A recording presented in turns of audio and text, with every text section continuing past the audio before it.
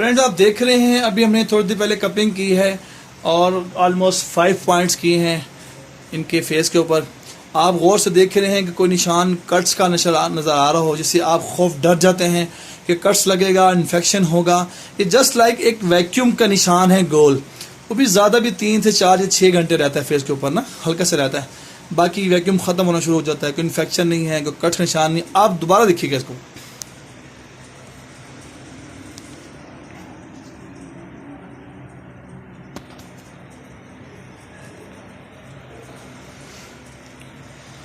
आपने देखा कहीं पे निशान नजर आया कट्स का कि जिससे आप डर जाएं, बहुत खौफज़दा हो जाएं, बहुत खौफ? ऐसा कुछ नहीं है।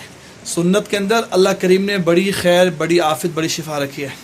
आप ज़रूर इस इलाज को करवाएं, अल्लाह ताला आपको जज़ाए खैर अता फरमाए।